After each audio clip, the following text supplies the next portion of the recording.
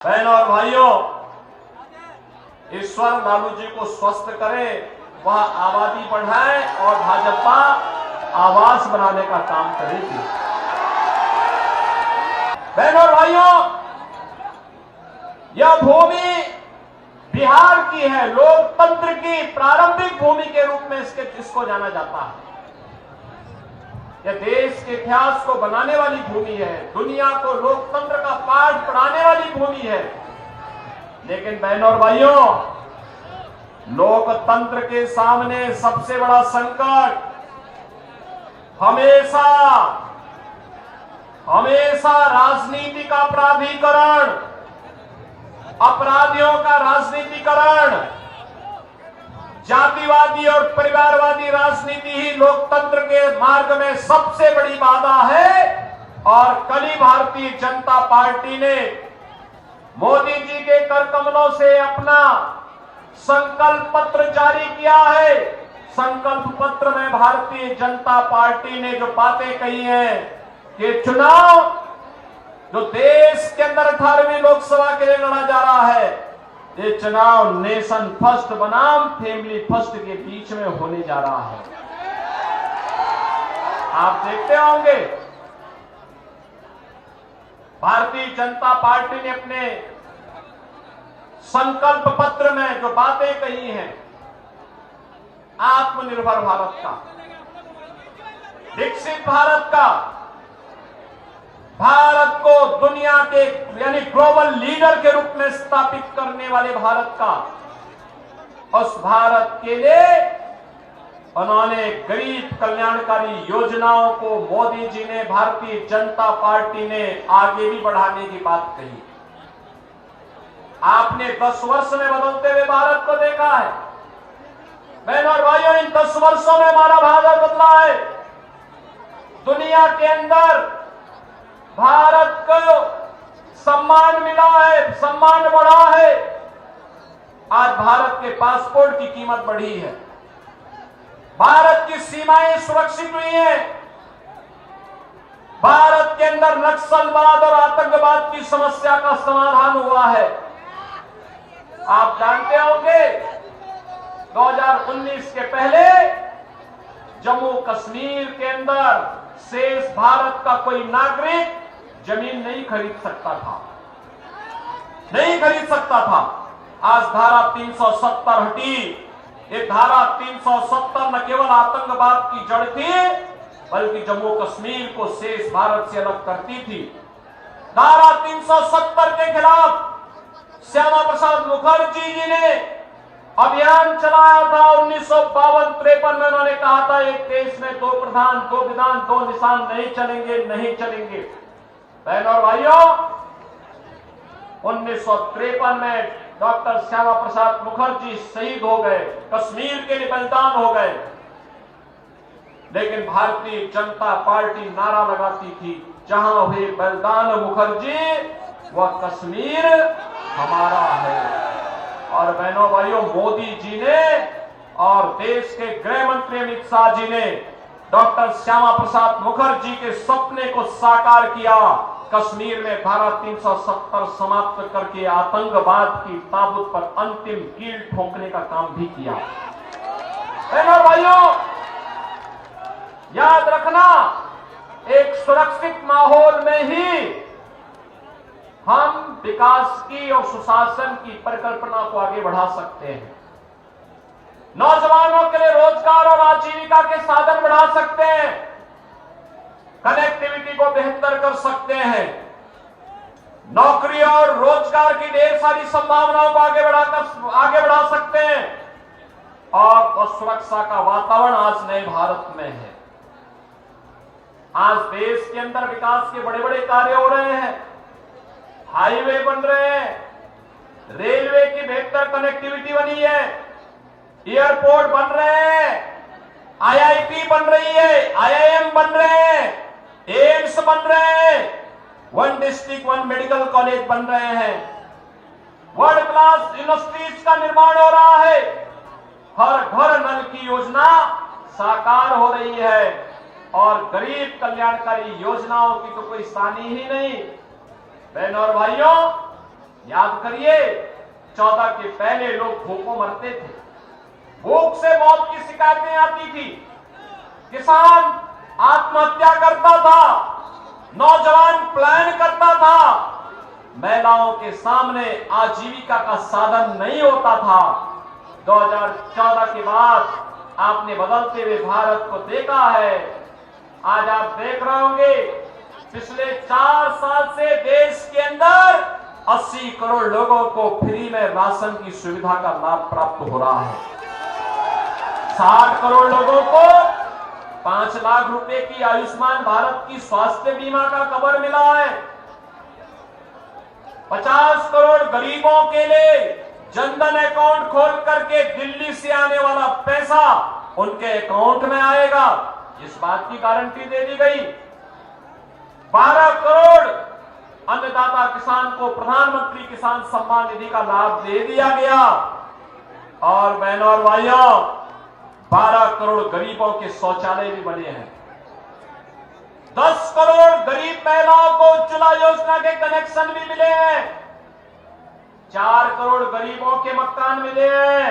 और कल के संकल्प पत्र में भारतीय जनता पार्टी ने कहा है कि अभी 10 वर्ष में 4 करोड़ गरीबों के मकान बने हैं, अगले 3 वर्ष में, अगले 5 वर्ष में 3 करोड़ और लोगों के मकान बनाएंगे। बहनों और भाइयों, ईश्वर लालू जी को स्वस्थ करे, वह आबादी बढ़ाए और भाजपा आवास बनाने का काम करेगी। आवास बनाने का काम भाजपा करेगी। 3 करोड़ गरीबों को फिर से आवास मिलेगा।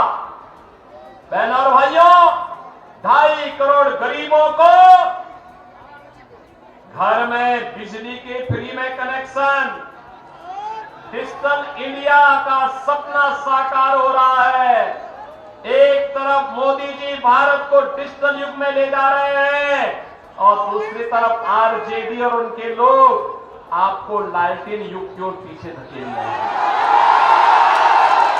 बहनों और भाइयों, यही कहने के लिए हम लोग आपके पास आए हैं। मैं आपसे पूछना चाहता हूं, ये जो कार्य मैंने गिनाए हैं, क्या ये आरजेडी और कांग्रेस कर पाती क्या?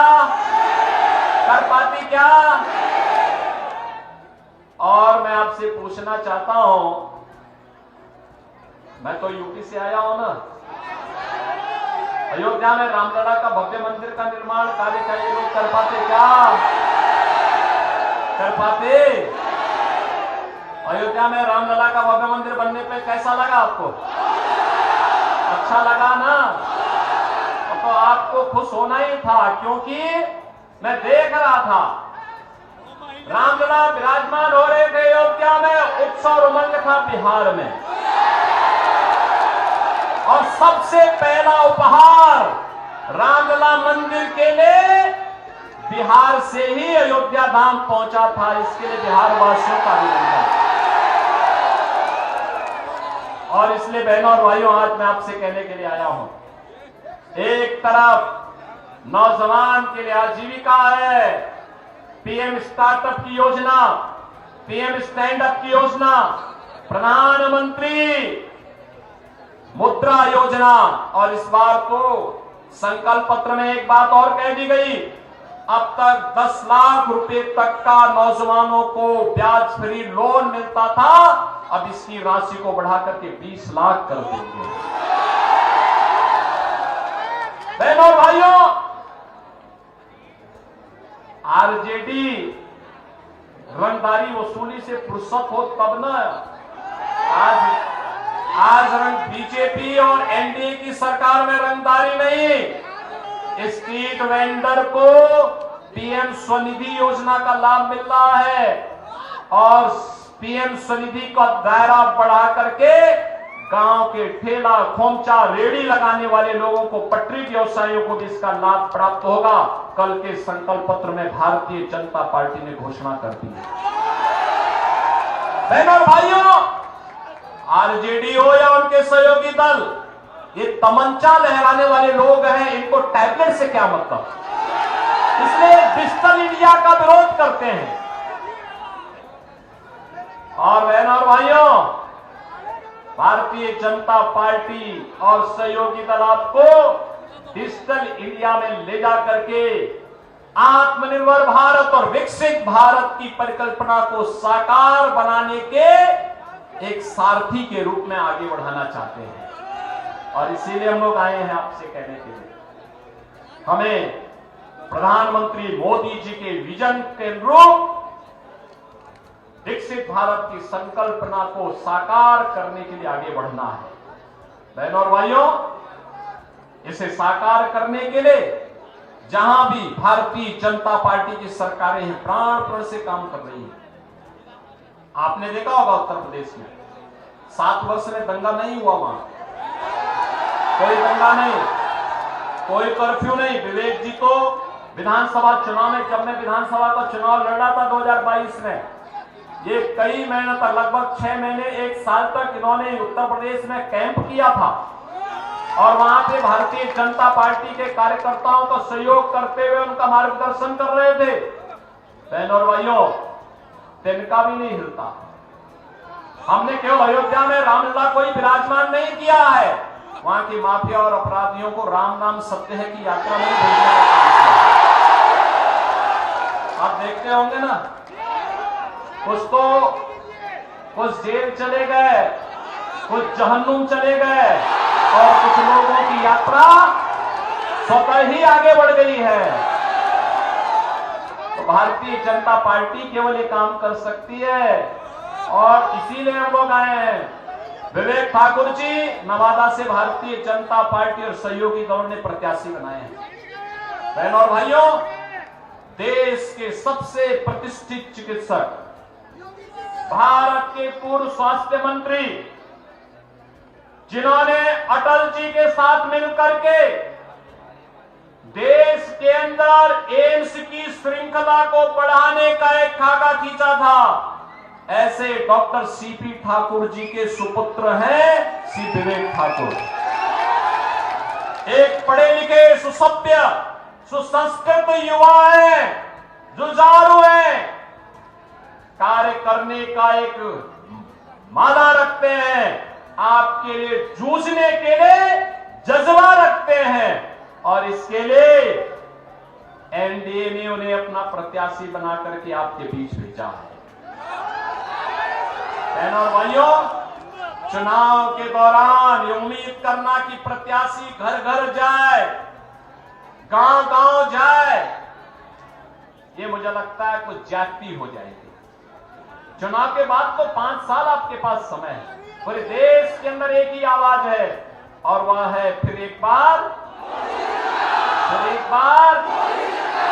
देखो, मैं कल ही उत्तराखंड था, उसके 2 दिन पहले मैं महाराष्ट्र में था, उसके 1 दिन पहले मैं जम्मू कश्मीर में था, उसके 3 दिन पहले मैं राजस्थान में था।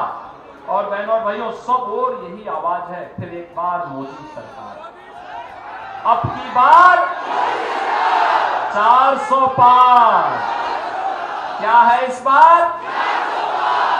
उधर सड़क वाले भी बोल दें थोड़ा, भैया आपकी आवाज कम से कम, अरे यूपी तक और अयोध्या तक तो पहुंचा दीजिए, अयोध्या का चुनाव बाद में होना है और बिहार की आवाज तो अयोध्या जरूरी पहुंचनी चाहिए। ये सीतामढ़ी की आवाज है और अयोध्या तक जरूर पहुंचनी चाहिए। और इसलिए बहनों भाइयों, इसीलिए आज मैं आपके पास आया हूं, एक सुयोग्य पिता की सुयोग्य संतान, जिन्होंने डॉक्टर सीपी ठाकुर जी को पद्म पुरस्कार प्राप्त हुआ था, क्योंकि एक बीमारी काला जार की समस्या का उन्होंने निदान निकाल करके बिहार वासियों को इस महामारी से बचाव करने का काम किया। बहनों भाइयों, उनकी योग्यता और क्षमता पर किसी को संदेह नहीं हो सकता और योग्य पिता के योग्य पुत्र आपके पास भारतीय जनता पार्टी के कार्यकर्ता के रूप में आपकी सेवा करने के लिए आए हैं। और बहनों और भाइयों, इसीलिए हम आपसे अपील करने के लिए मैं भी आया हूं। मुझे आज दूसरे राज्य में जाना था, लेकिन जब मुझे बताया गया कि नहीं पहले ही चरण में विवेक ठाकुर का चुनाव है, तो मैंने कहा मैं जरूर जाऊंगा। और बहनों भाइयों, आज नवादा की इस पावन धरा को, माता सीता की इस पावन धरा को यहां पर नमन करने के लिए, आपके साथ संवाद बनाने के लिए मैं आज यहां पर आपके बीच आया हूं। आप मुझे बताओ, आप भी बिहार के अंदर यही चाहते हैं ना कि जो यूपी के अंदर हुआ है, और ये जो बीजेपी और एनडीए यही करेगा, और इसी के लिए एनडीए के सभी प्रत्याशी विजयी बनने चाहिए। सहमत हैं? सभी लोग सहमत हैं? सभी लोग सहमत हैं? घर घर मोदी जी का प्रतिनिधि बन करके और विवेक ठाकुर बन करके घर घर जाएंगे। बहनों और भाइयों, यहाँ गर्मी हो रही है, और गर्मी हो सकता है 19 अप्रैल को और गर्मी हो, लेकिन उसकी परवाह नहीं करनी है। ठीक है ना? याद रखना, ये गर्मी अभी जितनी पड़े, लेकिन तय करिए, कमल खिलाइए और राजनीति के प्राधिकरण करने वालों की गर्मी निकाल दीजिए। सहमत है ना? सभी लोग सहमत हैं? तो फिर 19 अप्रैल को विवेक ठाकुर जी को कमल चुनाव चिन्ह पर भारी बहुमत से विजयी बना करके भेजेंगे। मोदी जी के गले में बिहार की एनडीए की सभी सीटों को भेजने में अपना योगदान देंगे।